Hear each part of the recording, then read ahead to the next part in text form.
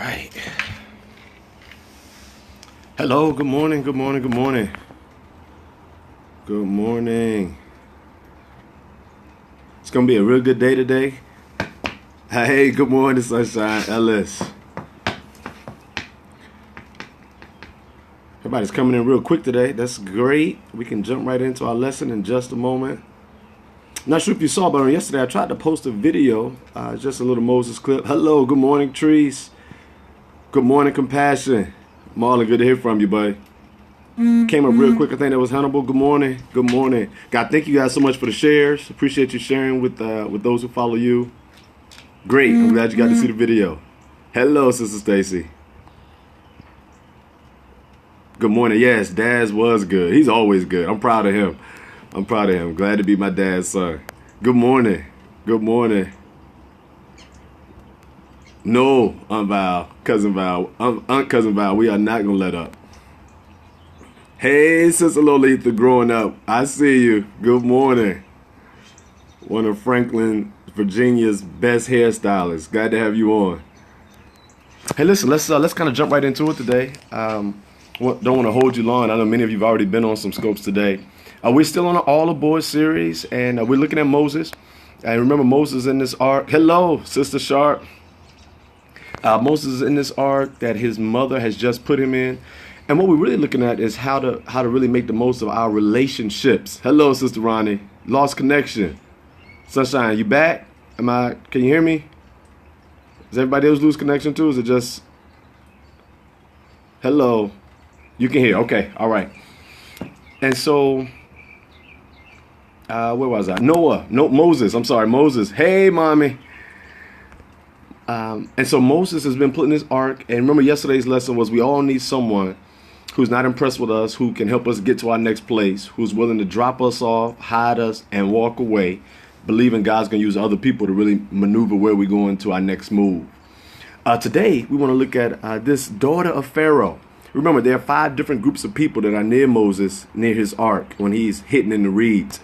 And if you can watch it, the Pharaoh's daughter leaves the Egyptian White House. She packs up all of her things, and of course the Secret Service is with her. They're called attendants in Exodus chapter 2. She goes down to where the Nile River is, and when she gets there, her attendants kind of walk along the riverbed, making sure that she's secure. Typically during this time, her slave would have been in the water with her, helping her bathe, and somewhere in the middle of her bath, she's now taking off her robe. She has her Bath and Body Works, probably some green scent. And she's getting ready to wash. But as she's going to wash, she notices in the distance Moses and his ark, right? Moses in his basket. And she points to it. And when she points to it, things change. And that's what I want to highlight today. Because I think all of us have in our lives pointers. And that's it. Keep it simple. We have people in our lives that point out things about us. Often they point out some negatives. Sometimes they just kind of point out what the scenario really is. And it's often the case that when people point out our issues or point out our challenges, point out our failures, point out our fallacies, immediately we go on the defensive. So let me say first, understand this, that Moses would not have been the deliverer that he became, except that this Pharaoh's daughter pointed out his situation. You need some people to point out your situations. It's valuable to have some people to not always pat you on the back and, not always applaud your actions. Everyone needs somebody who can point out some of the issues and challenges, to be honest about your life scenarios. And the key is not to be so defensive. Don't always come up with excuses. You know how we do. Well, this is why I did it. Well, no, that's not true. That's not really true. You know what? Sometimes it is true. And sometimes your rationale, your justification really does not fit the bill. It's okay to have some people who point out things about you. As a matter of fact, I would suggest that you give some people permission. Give some permission to highlight, some things that are happening in your marriage or some things that are happening, with your physical health. There ought to be somebody that say, hey, you're gaining a little weight, or, are you still eating because you're losing too much weight? There ought to be some people who can check you on how often you show up to church and what you posting on social media.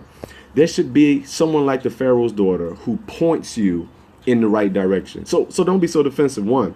But then two, Understand that that person who's pointing you out may or may not be accurate. It may in fact be a lie. It may not be true. So don't make their statement so definitive, but at the same time, don't ignore it. You want to get in a place where you're humble enough to receive it. And here's what I found. Whenever you get to that place where it's not definitive, you'll discover that even if it's not true, that what they're saying may be false, they're still a part of your forward movement. Look at it. The Pharaoh's daughter points to his basket. As a result, the slave girl picks him up and moves him. If it had not been for someone pointing out his situation, he would have stayed right where he was. Whether she thought he was in trouble, maybe she thought the basket was there by accident, maybe she thought that the reeds were hiding something that should have been visible. I'm not sure what she thought. Doesn't matter. She may not have understood God's plan, but she was still being used as part of God's plan. And we got to be careful that we don't dismiss or disregard too many people who also in our lives are designed to help us, get to that next place, simply because we wouldn't allow them to point out some things about our life. I think last insight, with this Pharaoh's daughter who's pointing out Moses' situation while he's in the ark, while he's in this basket, while he's in this ship, is that God was somehow using her to point out where he was, and she may have thought he was in trouble. Here's the last point. Do not be discouraged when people start pointing out some of your flaws. Who told you were supposed to be perfect anyway? That was never true. That was never a prerequisite. Being perfect is not a prerequisite for blessing. Being perfect is not a prerequisite for marriage. Being perfect is not a prerequisite for getting hired. Nobody's perfect. Everybody has some issue. And trust me, the areas that you aren't good in are okay, because there's some other area you are great in. Matter of fact, I tend to highlight my weaknesses more than my strengths, because I've discovered that in our weaknesses, God's strength is made perfect. Today's lesson is quick and simple. If you're going to maximize the relationships around you, do not scrutinize those people who point out issues, challenges, or who honestly talk about your life scenario. God uses pointing type people to point you in the right direction. Matter of fact, there's this really interesting scripture. I always forget where it is. I probably should study a little harder. In Jeremiah. In Jeremiah, it's either Jeremiah chapter 30 or Jeremiah 34. It's probably one of the most interesting scriptures I've ever read. And I never forget what it says, although, I forget where it is. And it's where God says, I'm going to send my servant Nebuchadnezzar. I'm going to set up his throne as a canopy over the nation. That's crazy. That Nebuchadnezzar was actually an employee of God. Now, if you don't know his story, Nebuchadnezzar is the same guy who is king of Babylon. He's the guy who built that big